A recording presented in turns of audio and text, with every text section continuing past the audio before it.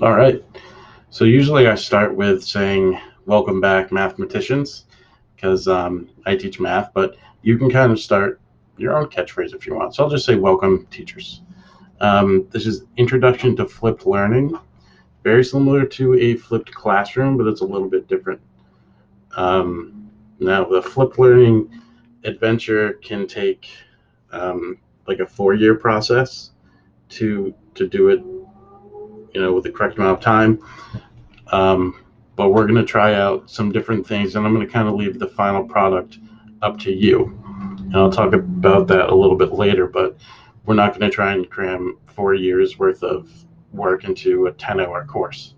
It's basically just going to be an introduction to what a flipped learning environment is, a little different than a flipped classroom and what that is, some potential downfalls, and and things to do to get rid of those downfalls. So the core skills, today we're going to work on if you can state the difference between flipped classroom and flipped learning, if you can create a plan for a flipped classroom, and if you can utilize class time for a more student-centered approach. And the rest of these skills we're going to get to depending on what your final product is going to be. Okay, so again, we're going to talk about that final product in a little bit. So here's the big question. Um, what's the best use of face-to-face time with students? Okay, that's kind of the overall theme for changing your learning environment. Okay, um, I thought about this question for myself when I changed to flipped learning when I had a student teacher and they were teaching and I was trying to figure out what's the best use, of my time, because they've kind of taken over the classroom. So, you know, I don't want to be the one to sit there and help students out when that's their role and they're getting used to that. So when I took a step back and looked at the class and I thought to myself, well, what is the best use of face-to-face time with students if I were the teacher, right, instead of my student teacher? So that's the big question for you. Okay. So what is a flipped classroom? So a flipped classroom is when class time and homework are reversed. So teachers find or make preferred instructional videos, making them as preferred instructional videos for students to watch at home. During class, you use face-to-face time for more engaging activities. Okay, so that can be individual or partner practice, group activities, project-based learning, performance tasks, or hot seat meetings with students. So a hot seat meeting, for what I would do with students, I check over what their goal is for the day. So you'll notice that in your um, intro to flipped learning classroom, you have a goal calendar. Okay, so if you were in my class, you'd also have a goal calendar, and I'd be asking you, what's your goal that day? Okay, or what's your goal this week? And eventually we try to break it all the way up to a month and really get them to think for themselves and take ownership of their own learning. Another hot seat use can be after a test and just interviewing, going over the test with the student. Okay, that's a good use of face-to-face time. So, what a flipped classroom does is by having the teacher make instructional videos for the students to watch at home, they're no longer doing direct instruction to a whole group of students. And so the face time changes. It's adaptable now. Okay, so you don't have to use your face-to-face time by talking to the whole group of students. You can now use it at whatever fits your individual teaching style. Okay, so that's not to say that direct instruction isn't a good use of face-to-face time, because it definitely is. But what this does is it opens up more time for you to choose what kind of face-to-face time you want to use. So potential problems with a flipped classroom. Do the students have equal access to technology? Right. So at Andover, we're pretty good because it's a one-to-one school. A lot of places are going one-to-one, but do they all have access to technology? Right. So you can't tell all the students to go, watch lesson 25 if you know that this student doesn't have access to their Chromebook or this student doesn't have internet access. So you have to figure out how to find ways around that. So some teachers in the past have done, read the textbook and take notes. Other teachers have recorded a video and put it on a flash drive for them to watch. And they take the flash drive and they bring it back. So there are some ways around that. Another problem is watching a video is not face-to-face. So you can't really look at a student and see, that kind of understanding. Are they confused? Are they falling asleep? Do they finally have that aha moment? You don't get to see that part. Another one is a lack of questioning or prompting from the teacher. So you can't, if you notice that someone's struggling or someone else has it, you can't call on a certain student. Another potential one is students can't ask any clarifying questions. And if they do, there aren't other students there to see the answer. So if a student is, at home and they have a great question, they can always email you and ask you that question. They can save it for the next day and ask that question. But that's kind of the only way for other students to see it there. And if a student gets confused, in the first 5 minutes of the video, then when they come in the next day, they're going to need a lot of clarifying and a lot of help. So flipped classroom is kind of like the first version of a flipped learning environment. So we kind of call it classroom flipped learning or flipped classroom 101. Okay, because that's kind of what teachers tend to do at first when they decide to flip their classroom. And inevitably what happens is they find that there are these problems and there are ways to go about them and find workarounds. And usually they slip into what's called flipped learning. Okay, so one of the most common problems is you assign lesson 25 for homework. Little Susie doesn't do it. She comes to school and she's confused, right? So you have an expectation that everyone knows what you're about to work on in class, but Susie doesn't, right? So those kind of pitfalls happened a lot when you talk about a flipped classroom. So flipped learning, okay, is a pedagogical approach in which direct instruction moves from the group learning space to the individual learning space. What that means is it's very similar to a flipped classroom. Again, we're taking it from the whole group down to an individual instruction. So that resulting group space is transformed into a dynamic, interactive learning environment where the educator guides students as they apply concepts and engage creatively in the subject matter. So, the greatest power in flipped learning is ability to individualize the learning for each child. What that means is instead of having a student or all students in the class go home and watch a video on adding integers, then come back and do some practice, and then all students at the same time go back and watch a video on subtracting integers, they come back and do practice, okay?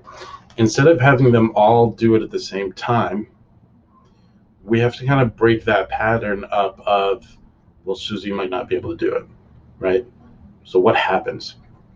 I don't want Susie to hold other kids back that are ready to move on, and I also don't want to pull Susie forward when she hasn't done the lesson.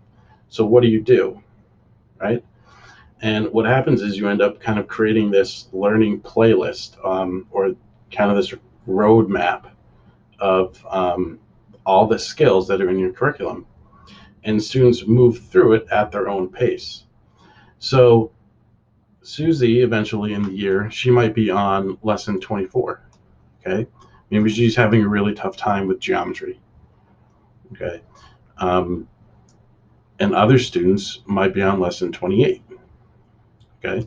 So you could have a class where potentially students are on 4 different topics. It usually ranges within there. You might have one student that goes really far ahead, but usually, in a range of, 4 topics, and they're all kind of working at their own pace. So what does that roadmap look like? A couple different ways to show it. You can show this kind of unit timeline for the whole year. You can also break it up this way. So adding integers should take about 3 days. Usually when I had a classroom, I would break it down into kind of a warm-up or a review. Then we would do notes, and we do practice. Sometimes the practice was an engaging activity. In this case, right, adding integers, I'm expecting the students to have 3 days on it. They're first going to watch a video on how to use integer chips. Then there's an instructional video for them to watch. And then they're going to work on textbook page numbers 1 through 24. Another cool thing you can do, and this kind of happens organically, or you can kind of force it to happen, is create journey partners, right? So as students are going through the whole curriculum, they have to go through this whole thing. They kind of gravitate towards each other. Sometimes they're on completely different levels of understanding. And that's great because, the person that's further ahead can usually help the person that's kind of held back a little bit. And sometimes they decide to stay on the same pace. Okay, and that's great too, because then they're always working together and they're always kind of figuring things out together. So having a journey partner is really awesome. It's a really great way for collaboration. So what I wanted you to do for this class is also have your own journey partner for collaboration for what your final product is going to be. You take a look at this video. Usually for me, I upload them to YouTube. Okay, so it'll be a YouTube video. Just mute that. Okay, and again, that's just me with my camera, and we're just going through the notes. Okay, so this is a great way for students to even go back and review. So if you're having a test on, on algebraic expressions or solving algebraic equations, they can go back and they can review all of the videos. So that's one way to show a roadmap, is to have that document. Another way is for this unit timeline, like I showed you. Another one is to simply use it on Google Classroom. So right here, Unit 4, Lesson 25. Okay. These are what all the students need to do. This was a 21-minute video for them to watch. They kind of understood that first they watched the video, the review, the video, and then, the homework and the answers so they can check their work. Okay, and then they just hit turn in. With this remote learning, usually when I have them turn it in, I prefer them, well, this wasn't a remote learning one, but when you're remote learning, I would have them turn in a picture of their work. Okay, you could also use blended learning websites like IXL for them to do practice. So those are different ways to kind of show that roadmap for students. But it really is about using that face-to-face time. So you have now the ability to let students kind of go at their own pace through class. Okay. So what do you use now that you have all this free time? You have this face-to-face time. Okay. That's kind of where you get to be creative with your teaching style. I go around the classroom and I ask them what their goal is for the day. Their goal is for the week. Other things I would do was I would have a project for every unit, and they'd get into their groups, and I usually made the groups using the map data or any type of assessment data, so they were kind of mixed. The cool thing about having kids work in groups is that they might not be in the same spot, right, as they're traveling through their math journey, but they all still help each other. So if a student is working on adding integers, right, and there's a project on solving equations, they're probably not going to be able to do all of the solving equation stuff, right? But they're going to get a preview of it. Okay. If a student is further along in solving equations, then they get a review. And if a student is on solving equations, then they get a practice. Okay. And kind of the three of those balance each other out, and they end up coming up with, the assignment, the project that you ask them to do. And we'll kind of talk about the four-year plan regarding projects for FacetoFace Time. So that's where I'd have them work on their projects. So I'd have a group for Monday, a group for Tuesday and Wednesday, and they'd work collaboratively together every week until they got their project done. And it's a great way for them to work on their social skills, their collaboration skills. And, when you have students in an individualized pace going through class, like very individually, it can seem kind of not group learning so much, not a lot of interaction. And I like to see a lot of interaction in my class. So that's why really the only time that you'll see a student kind of focus by themselves is when they're watching the video instructions. Other time they're practicing like with their journey partner, or they're doing the projects, or they might have an assessment that they're doing. Okay.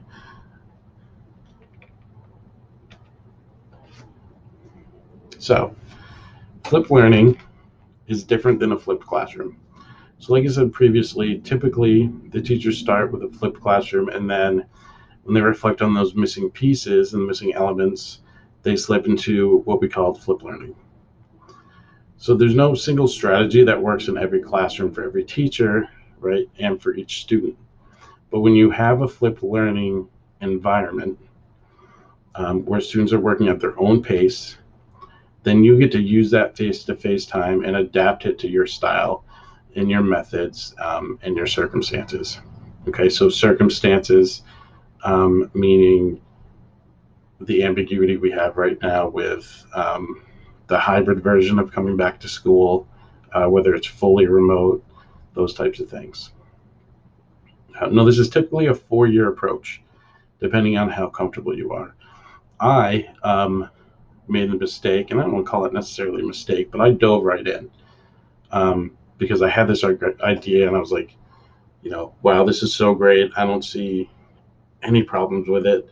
I had a student teacher at the time, so I had a little bit of time to work on it.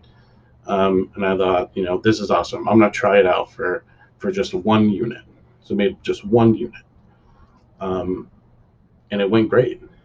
And it went so well in that unit that I had kids that were finished early. And then I was stuck, right? Because I had kids that were done early, but I wanted to let them move on. So I had to do the next unit and the next unit. And that first year was really stressful because I was having to keep the pace of my fastest student. And my fastest student was super fast. Okay. So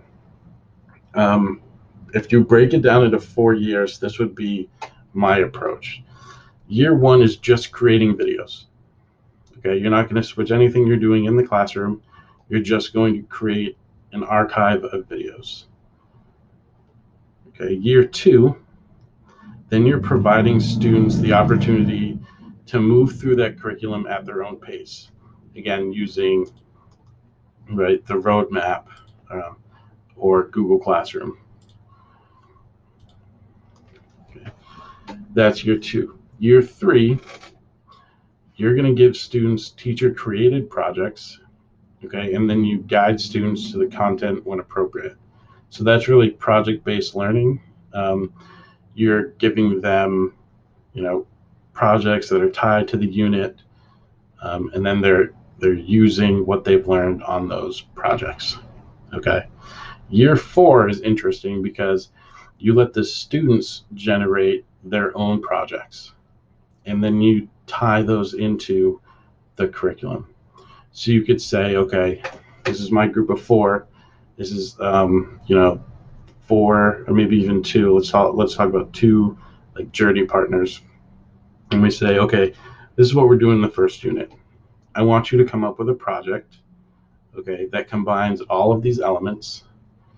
You can either come up with one on your own, you can try and find one online, but I want you to try and find a project that comes up with these elements, and then you can start working on that project. And what happens is they start to work on the project and they don't know what they're doing, so they have to go back and watch the videos. So that's another way to get them to take a lot of ownership over their learning, because you're really focusing all of the learning on them. So this is really, when you go to flipped learning, it's really student-centered. There's not a whole lot of teacher kind of direction when you're in year 4, but there is this guidance. So you almost become like a math coach, for math anyway, right? You're coaching them through this class.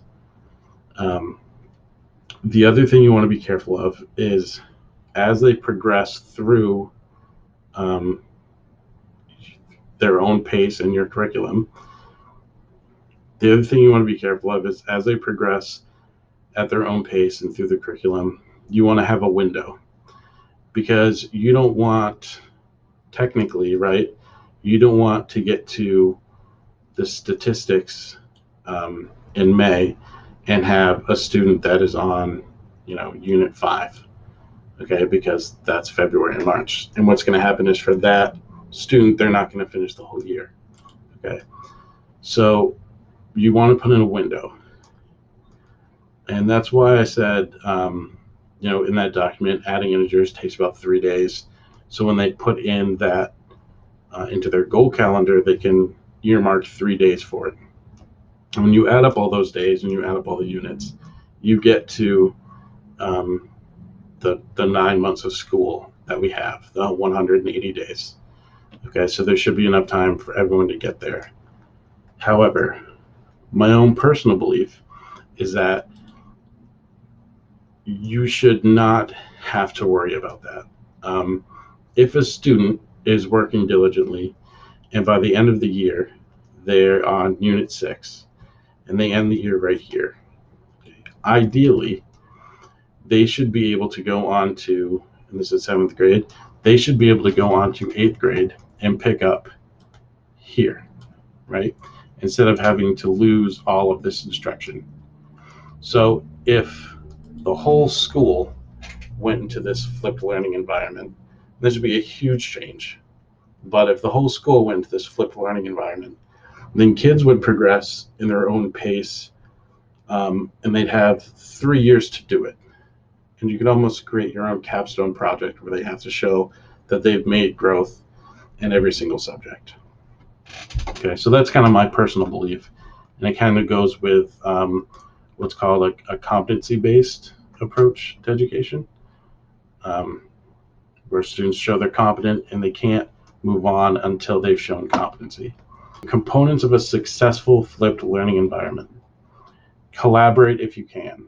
Okay, so if you have another teacher, so if you're working in elementary, you're a 4th grade teacher, and there's another 4th grade teacher, and you've decided you wanted to do a unit or kind of begin doing video lessons for certain things, split them up, especially if you have the same teaching style. Split them up. You take these videos, you take these videos, and that just it takes a lot less stress on you because you're doing then half the work.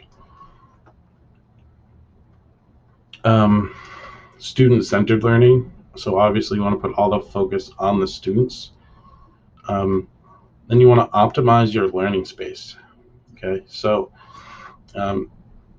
as you start to implement the flipped learning and you find that they're not consistently presenting content to all the students at one time, many teachers like to change the physical space of their classroom. So where usually you walk in the classroom, and I don't want to generalize for everyone, but when I think to my high school, I would walk into every classroom and every single desk would be pointed at the whiteboard, right?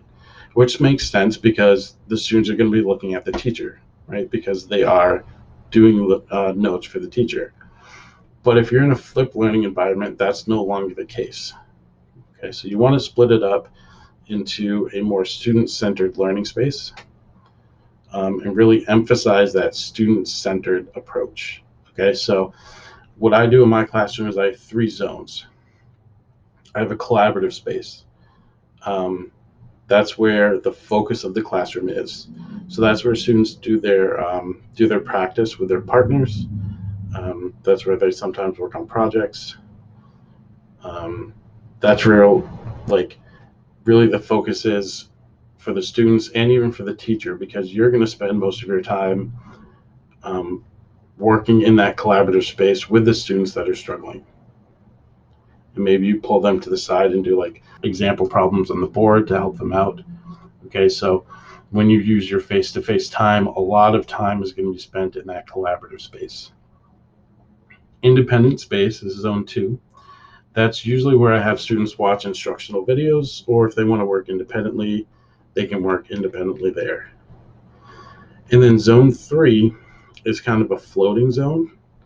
I use it for assessments. So when a student is finished with the unit, then they would take the assessment for that unit. And they have to prove they're competent in that assessment in order to move on or be ready to move on for the next unit. Okay, so if you have not a lot of desks for the collaborative space, what you can do is take your desks or tables from your assessment space and have an overflow. But again, really, when you optimize and you find your own level of success with this, okay, you really want to emphasize the student-centeredness of the class. Okay, so no more kind of all the desks face towards the whiteboard as the teacher gives instruction. You're kind of going away from that, so the students are looking at each other and working together. Another component of success is going to be adequate time for implementation. Again, we talked about the 4-year approach. So in this class, we have 10 hours. We don't have 4 years, right? So I want you to use those 10 hours as wisely as you can. Okay, so we're going to talk about the final product coming up, but one of the things you can do for your final product is to simply start making videos. So use these 10 hours to start creating your own instructional videos. If you don't end up doing a flipped learning environment, you're at least going to have those videos for remote instruction or for students to take a look at if they need extra review at home for a test. Okay, so that's one thing you can do, is just really focus on that first year of creating an archive of on-demand video content. Another thing you can do is you can do a unit. So pick a unit of your curriculum and make the instructional videos, and give the students a roadmap for that unit. Okay, that's kind of like a hybrid approach, kind of dipping your toes in. And if you're not ready to do a whole unit, if that takes longer than 10 hours, you can do just a week. So maybe that's 2 lessons. Okay, or you can just do 1 lesson. So I want your final product, what you're going to present by the end of class, to really be tailored to what you need right now, okay, and what realistically you think you can get done. So if you're not great at technology, okay, then those 10 hours are mainly going to be spent on trying to figure out how to use technology to your advantage when you're making these videos.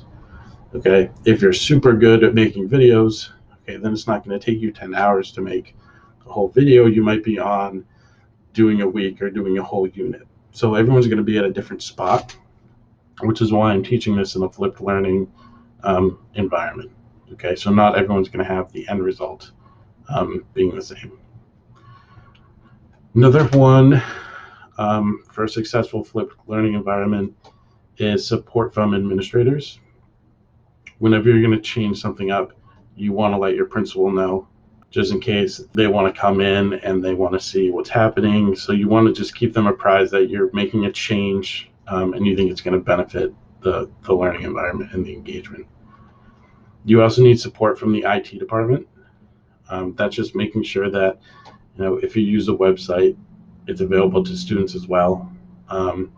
That the IT department knows that you're going to be using a lot of bandwidth possibly in the classroom, and then parent communication is key. So this is huge, right? So some parents are afraid to change. Remember, most haven't been a student for a while. You might be scared of this approach, and you just got to let them know ahead of time that you plan on trying something new. Great idea is a parent newsletter, letting them know that things have changed. You want to definitely keep them apprised. Common misconceptions. The flipped class is all about videos. This is one of the most common ones that we see, right?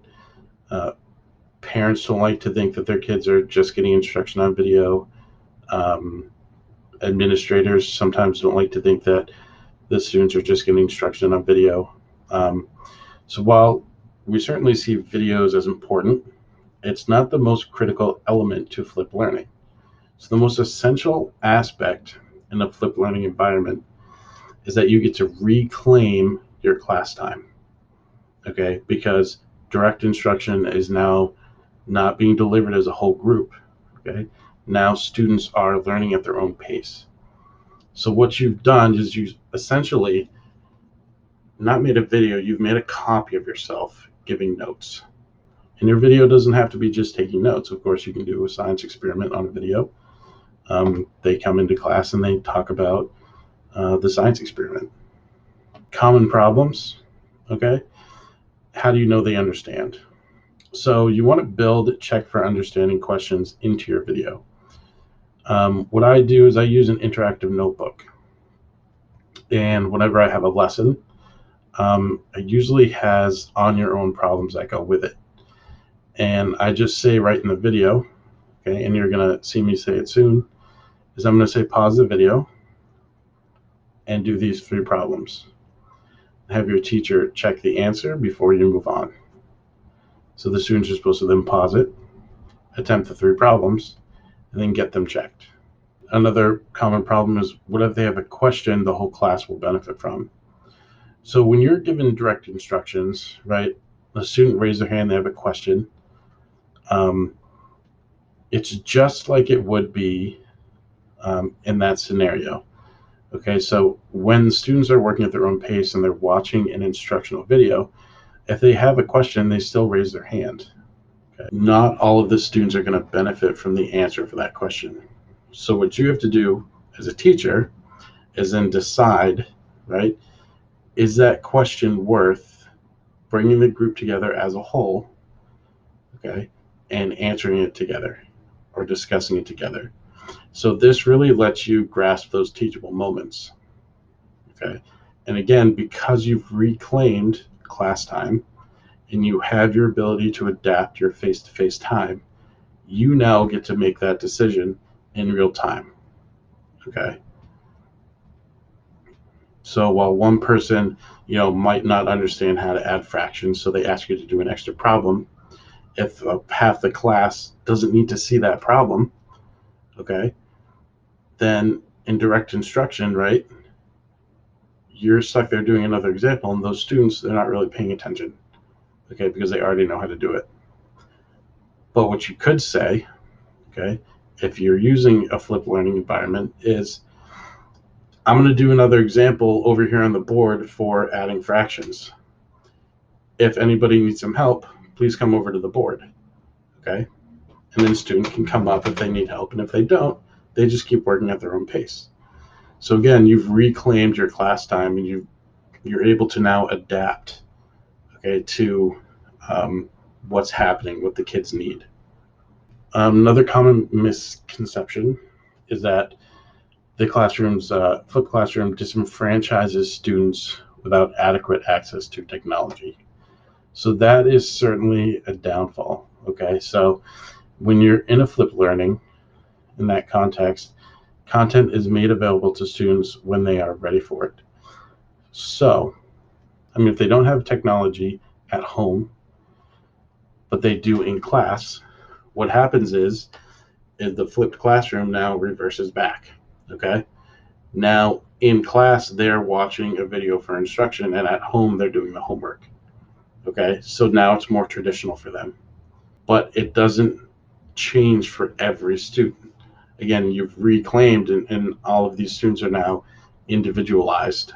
Okay, so if this student doesn't have access at home, okay, you can either use FacetoFace Time as teaching them individually, or having them sit down and either take notes or whatever you had for the instruction that you wanted to give them. Okay, so that's one way that flipped learning is better than a flipped classroom, because you don't have that expectation that the student has a technology at home. Another common misconception is that flipped classroom propagates bad pedagogy. Okay, so as an example, a lecturer of 20 years can't be told that tomorrow he must now teach using only project-based learning. Okay, that's, a teacher cannot make such a significant transition overnight. So those making a change need a desired destination, a roadmap to guide them, and time to travel, because change is a process and it takes different people different amounts of time.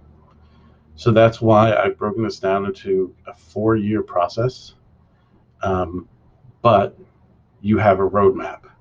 Okay, so that first year, right, is all about making videos. Some of you already did that when we switched to remote learning with the pandemic that happened. So now you have those videos. It's not going to take you that long. The time it's not going to take you a whole year to create new videos, right? Because you already have a step up. Okay, you already have some of them done. So maybe you can continue making your archive of on-demand videos. So by taking this class, you've already kind of taken that first step of dipping your toes in the water instead of just jumping right in. Another misconception is that flipped classrooms cause unnecessary homework. So flipped learning has contributed in a positive way to the broader homework conversation. So when students can spend a fixed amount of time watching a video, they are better able to anticipate their homework load. So when they've seen a video, they've seen things in advance, and they should know how long it's going to take them to do that, especially because you've helped them, okay? And the younger they are, the more help they're going to need.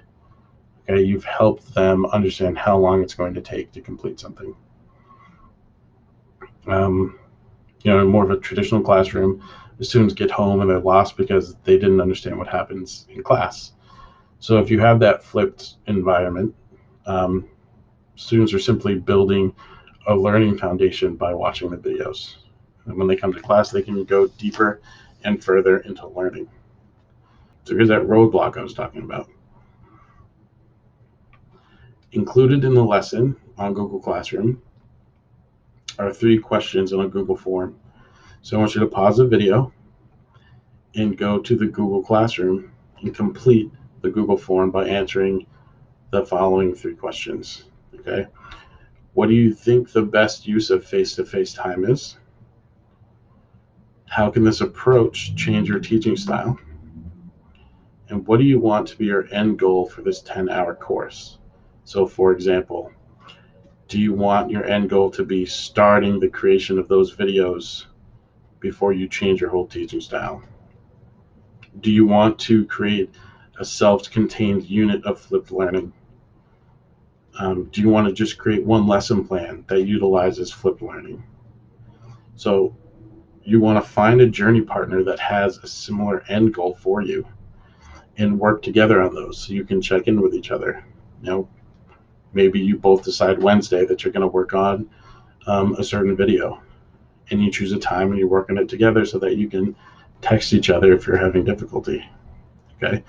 Maybe with your journey partner, you email me and you say, hey, Will, we're having trouble with getting WeVideo to work, or we're having trouble with, where to start.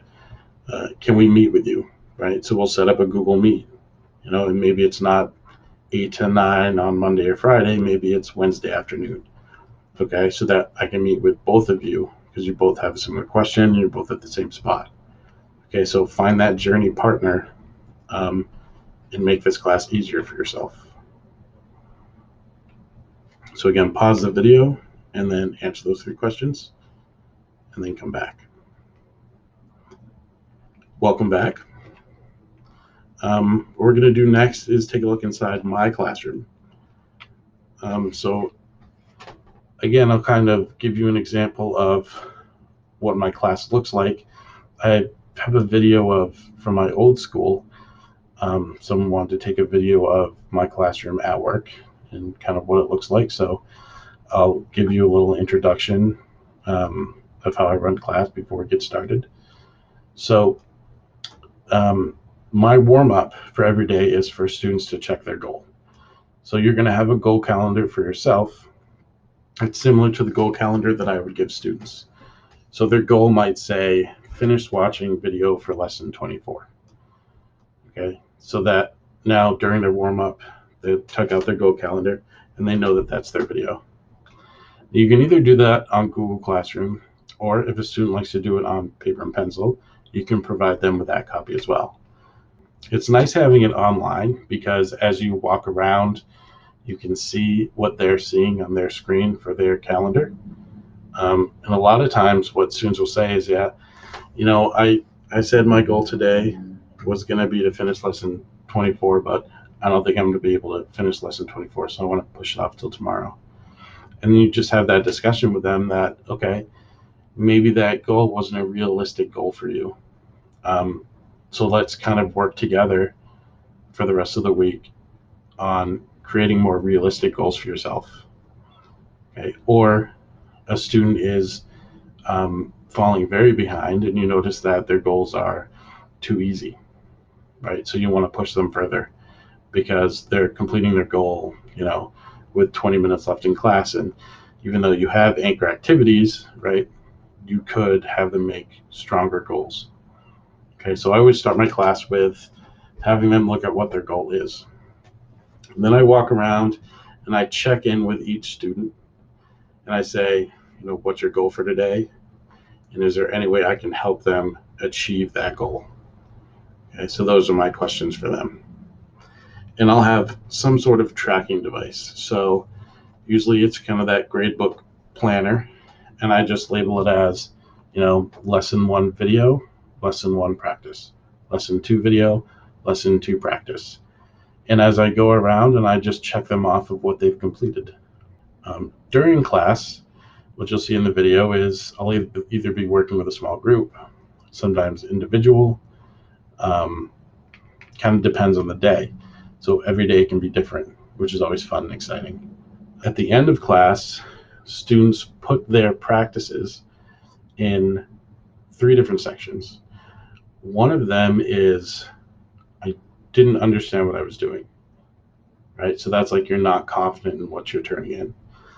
The second one is, I kind of get it, but I'd like to check in. And the third one is, I completely understand, I don't need any help. So when you take those practices home and you look at them, okay, that anyone who turned in a practice for, that third section was, I don't really know what I'm doing. Now that tomorrow you have to check in with that student and make sure they're okay. Okay, so that's, a helpful way to organize your practices. Okay, so even if you don't get, a lot out of this class and you decide not to do any flipped learning, hopefully you can take some of these little tips and tricks and use them in your own class. And I'll include an example of what my kind of inbox looks like. So now let's watch the video, okay, of the flipped classroom in action.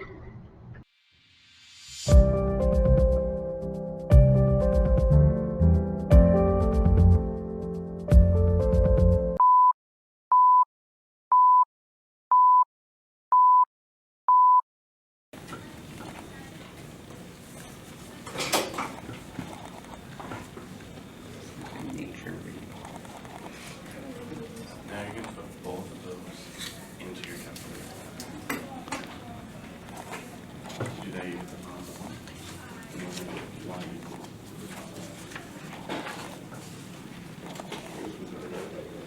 If it has something in it, just highlight over it.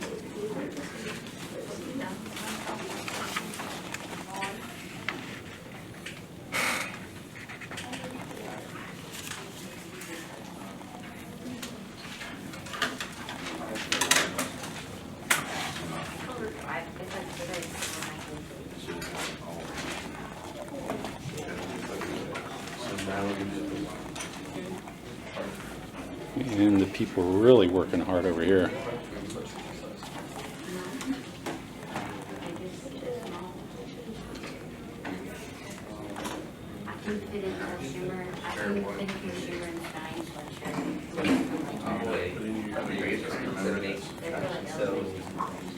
I just like this. Because it's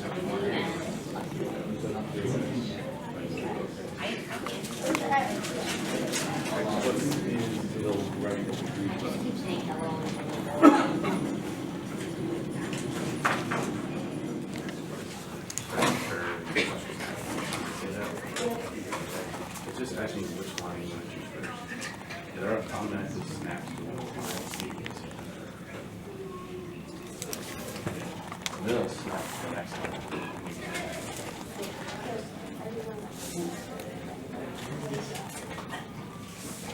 Hold on, we can get on the very last step. So you're going to arrow left and right until you get about where they finish.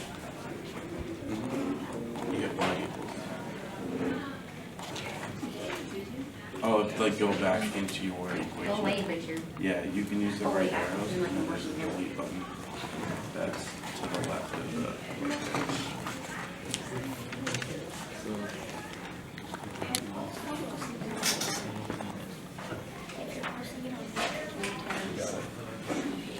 Okay, graph, they're both in there. Leave it in there. Perfect. You see both lines? Okay. So calculators are cool because they can.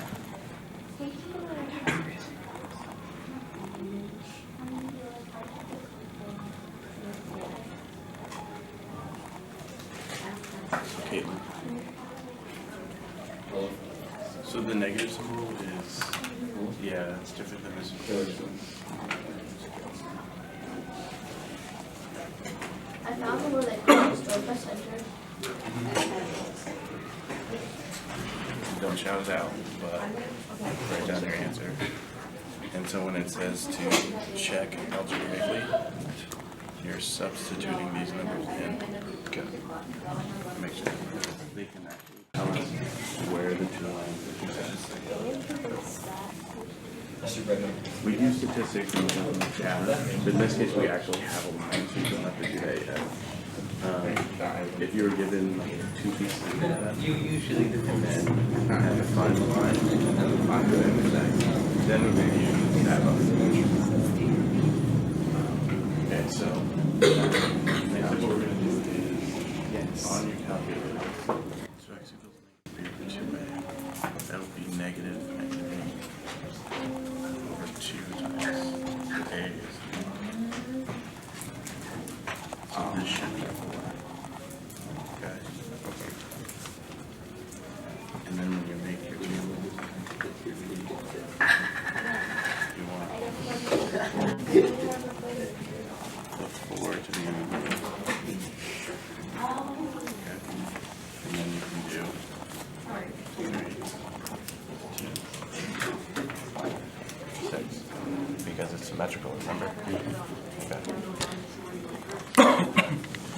So now we're substituting in these numbers. Y equals x squared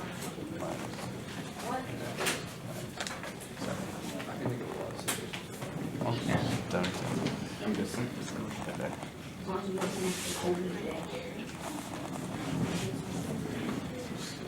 so right here, let's do you finish it, I finish it. If you want to use this one.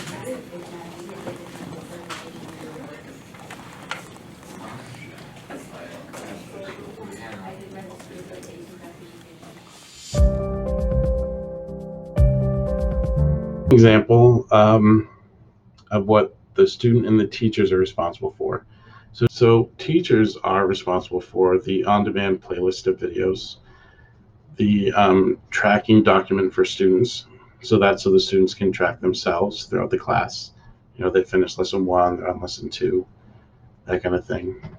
A goal calendar for the students, so creating that, and then creating your own tracking document for yourself, so you know where every student is. Students, their responsibility is to create their own goals, to work towards those goals, and then make sure they finish within the time frame the teacher sets. So when I talked to the curriculum coordinator at Andover, because this is so new, we discussed that we want to have a time frame for the students. So even though students might finish early, they're not going to move on until all students are done with the unit. So the time frame for students is a unit. So what you can say is, hey, unit 1 has to be done by October 1st. Okay, so that they have that whole month to finish unit 1. And if students finish early, they work on enrichment projects. They work on really whatever you want them to work on, anchor activities, and then it gives those other students time to navigate through that month of September in unit 1, and then students have to work collaboratively on assignments. For you, I've got some content specific resources. Okay, so I have some reading material for flipping a science classroom, an English classroom, which is also going to be social studies because they're so closely related, flipping a math classroom, and then flipping an elementary classroom. Okay, so those are all resources that I'm going to give to you for you to read to kind of help you. So some of those are examples from other teachers of what they've done, and some of those are just kind of informational text. So this is how class is going to run for the 10 hours. Again, you're going to have a goal calendar, and it's going to be treated like a learning log. So you have to log your 10 hours. The mandatory classes, okay, are going to be the first one, which is Monday, and then the last one, which is, I think, on August 14th. So you don't have to be at every single one. I will be available on Mondays and Fridays from 8 to 9, but I'm flexible. I know that time's really early, okay? So if you can't make it there and you have questions, I'm also available after 12.